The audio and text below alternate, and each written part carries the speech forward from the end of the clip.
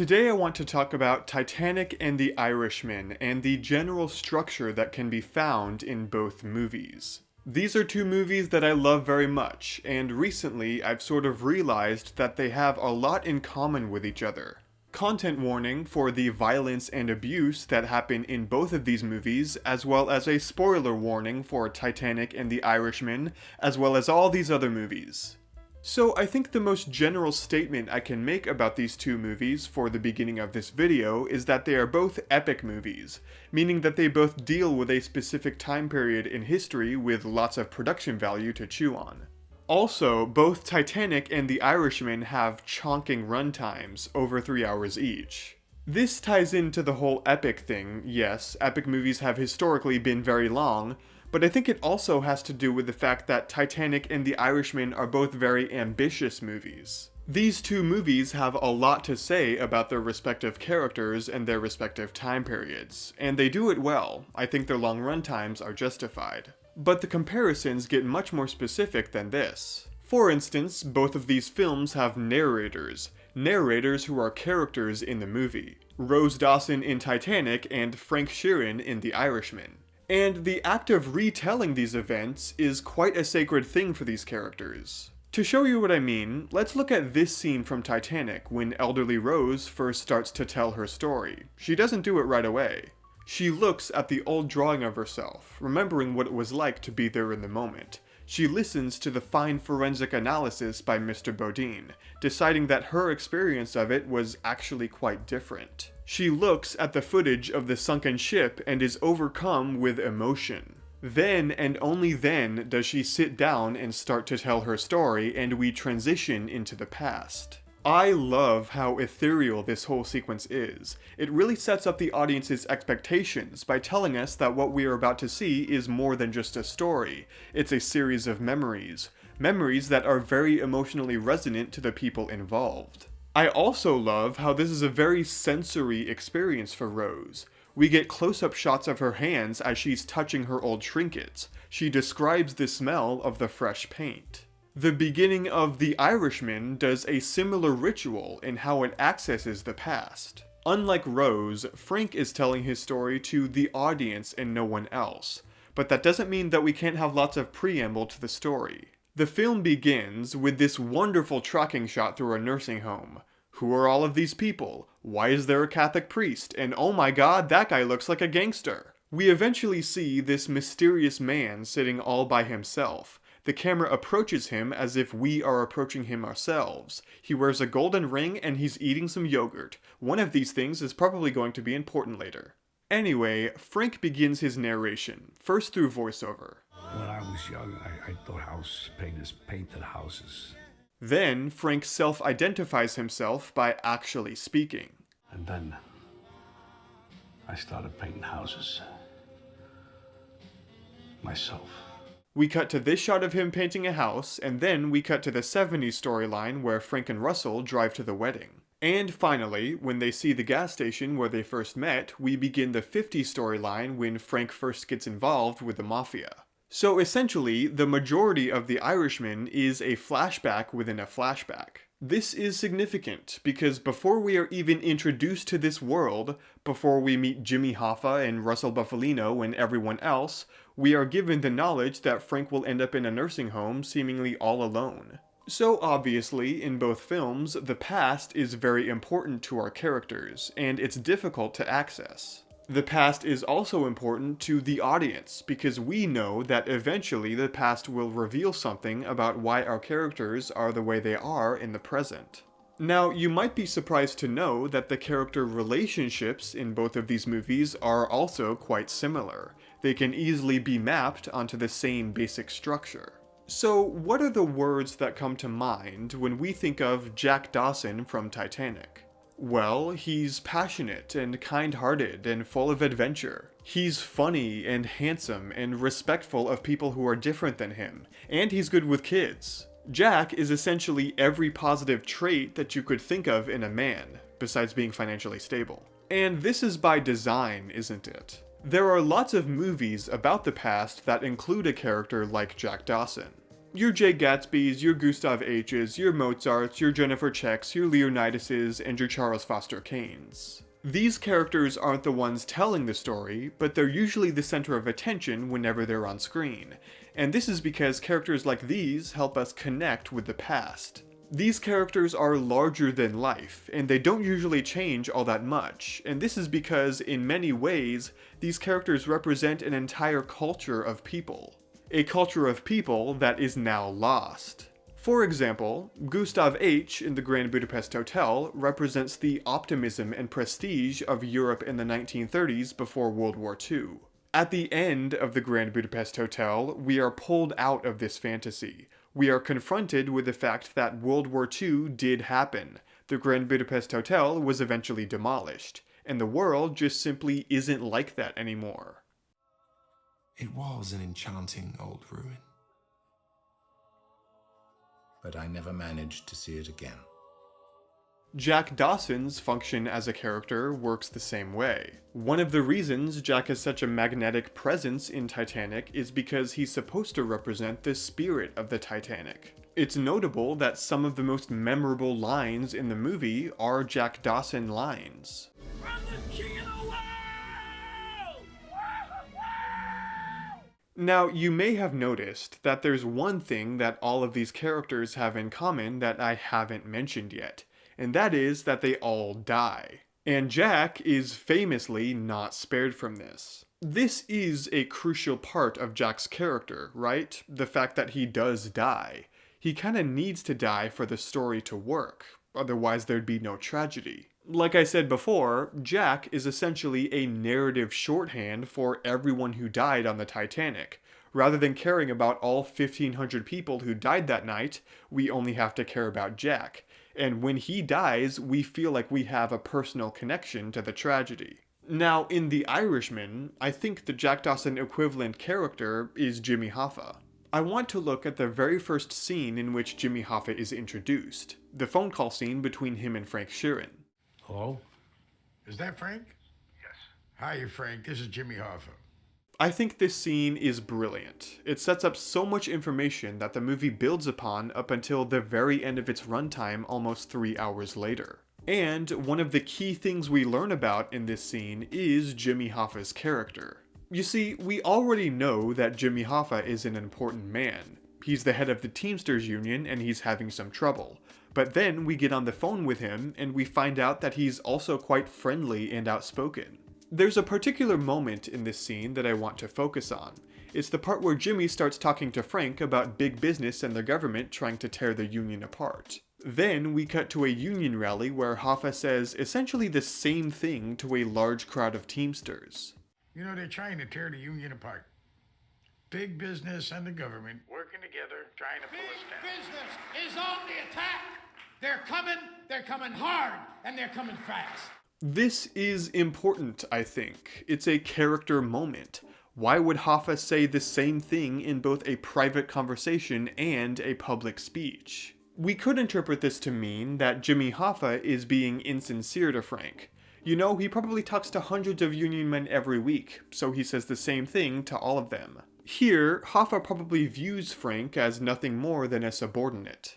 We could also say that Hoffa is a hack, that he says the same things over and over again because he doesn't really believe what he says. He's just in it for the money. And considering what movie we're watching right now, that's certainly within the realm of possibility. But me personally, I like to think that it's the exact opposite. That Jimmy Hoffa is so sincere and so earnest in his efforts to keep the union alive that he's just so excited to say these things to everyone he meets. Hi, nice to meet you. Big business and the government are trying to tear the union apart. We stan a socialist king. This would make Jimmy Hoffa a man who wears his emotions on his sleeve. Very different from Frank Sheeran and Russell Buffalino and the rest of the deceitful mobsters. This foreshadows the building conflict between them that will eventually lead to Jimmy Hoffa's death. Honestly, I think The Irishman wants us to keep guessing about Jimmy Hoffa. Is this guy really like this? How can he be so innocent and unsuspecting of the criminal world he's buried himself in? But if Hoffa is sincere, then we can see an inner goodness in him. a lost virtue of the past, much like Jack Dawson. Also like Jack Dawson, Jimmy Hoffa is probably the most enthusiastic and memorable character from his film. We learn so many little details about Jimmy Hoffa in The Irishman. He doesn't drink alcohol. He's insecure about his place in the Union. He doesn't like the Kennedys. He expects people to dress nicely for meetings. He leaves his bedroom door open whenever he goes to sleep. He loves his wife. He likes ice cream. He likes kids. He's just adorable, honestly. Now, by contrast, what do we know about Frank Sheeran, the narrator and main character of the movie? He was in World War II, he kills people for a living, and he doesn't seem that guilty about it? It's much less, I would say. Now, unfortunately, we have to talk about death again. At the end of The Irishman, Jimmy Hoffa is murdered by the Mafia, and Frank Sheeran is the one that is ordered to do it. Curiously, this event is what plays at the very beginning of the movie. This is Jimmy Hoffa. It's hard to tell because the shot is so brief, but it's him. Let's think about this for a second, okay? This moment is the very first moment that Frank thinks about when he thinks about the past. Frank doesn't think about Russell or his wife or his daughters. He thinks about the time that he murdered his best friend. How grim is that? This moment defines his life. This is another thing that Jimmy Hoffa has in common with Jack Dawson. Not only do they both die, but they are the first things our characters think about when they think about the past. When Rose looks at the drawing of herself, we get a shot of Jack's eyes as he draws her. This is the first flashback, if you don't count the opening credits. Now, if Jimmy Hoffa is Jack Dawson, then I guess we can also assume that Russell Buffalino is Caledon Hockley, the bad boyfriend, trapping our main character in a controlling relationship with a clear power dynamic. My fiancé! Yes, you are, and Frank, I had to put you into this thing, or you would never let it happen. Would you come over by Uncle Russell? How are you? Good. Do you know why God made the sky so high? No. So that the little birdies don't bump their head on when they're flying around. Isn't that cute? That's a cute joke. No? Not funny. Want some candy or something? No. No, you guys don't want candy. Sorry, Russell. I'm on Team Jimmy. However, unlike Rose, it seems that Frank would rather be Russell's wife than Jimmy's whore.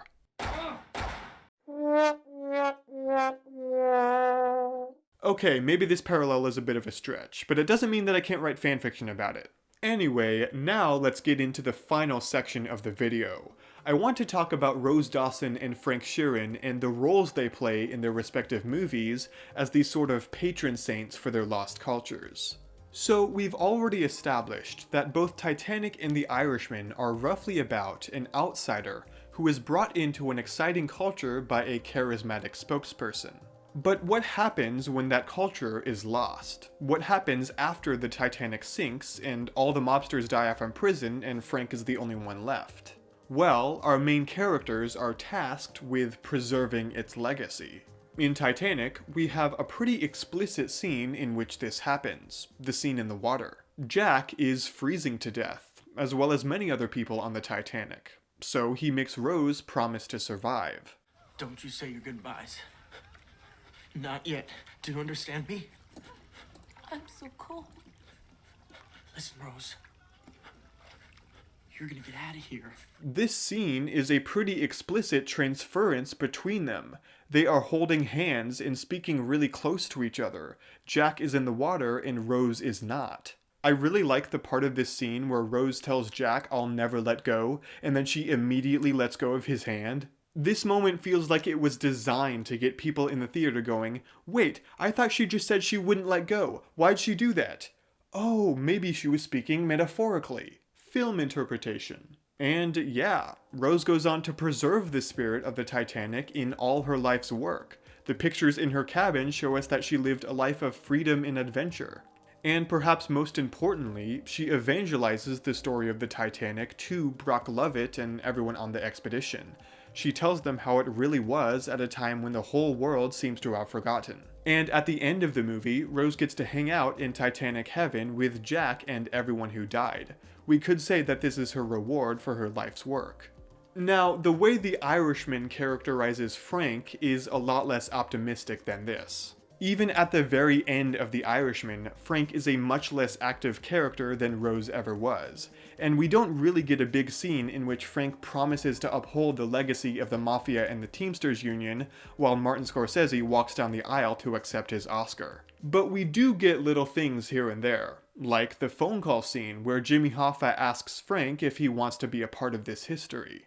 Would you like to be a part of this history? Yes, I would. Whatever you need me to do, I'm available. As a quick side note, this is kind of a contrived line, like you would only ever hear a character in a movie say this, but at the same time it totally works because that's how Jimmy Hoffa would think of himself.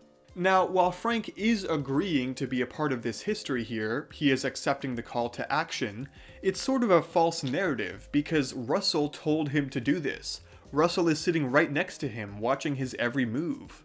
We also have the Frank Sheeran Appreciation Dinner, at which Jimmy Hoffa gives Frank an award on behalf of the Teamsters, and Russell gives Frank a golden ring to signify his status among the Mafia elite. It's almost funny how this happens. Like, Jimmy Hoffa presents the award to Frank, and Frank gets all emotional. 10 minutes go by, then Russell gives Frank the golden ring, and Frank gets all emotional again. So essentially, the two most important men in Frank's life give him gifts on the same night. It's safe to say that there's a lot of tension going on over who's more deserving of Frank Sheeran's loyalties. And if we want, we could read more into this, but that's a different video. Now, it's easy to see why all of these characters would want Frank Sheeran's loyalties. This dinner happens squarely at the end of the second act, when both the Teamsters and the mobsters are getting increasingly desperate for a variety of reasons. But it also ties into one of the main themes of the movie. Frank is an Irish American. He's a valuable player because he can easily be a part of both groups. Frank is a respected member of the Italian American Mafia, but he also has to awkwardly laugh whenever Jimmy Hoffa makes racist jokes against Italians. At the end of Frank's life, we see him representing both groups. He wears his Mafia ring, and he also wears a Teamster retiree hat. Also, in the beginning, Frank is wearing the watch that Jimmy gave him at the dinner, on the same arm that he has Russell's ring too, which is a little rude, but they're both dead, so I guess it doesn't really matter. But like I said before, Frank is a very passive character, and he is denied the sort of closure that Rose gets at the end of Titanic. When these two FBI agents come to question Frank one last time, he doesn't say anything. He has difficulty reconciling with his family, he tells the priest that he doesn't feel anything for what he's done, and of course, we have the iconic final shot of the movie, where Frank asks the priest to leave his door slightly open, like Jimmy Hoffa used to do. And by the way, this is yet another thing that The Irishman has in common with Titanic. They both end with the charismatic spokesperson as well. Rose is reunited with Jack, and Frank is left all alone thinking about Jimmy Hoffa and the life he used to live. It's almost as if this culture is haunting Frank rather than guiding him like it is for Rose. Anyway, that's pretty much all I have to say about these two movies. A big part of both of these movies is the fact that all these people are just gone now, and doesn't that kinda suck? But it's okay because one person gets to carry on the legacy. Who's that with her? You don't know who that is? No. Jimmy Hoffa. So yeah, these are both great movies, and I'm glad I had the chance to talk about them with you today. See you later.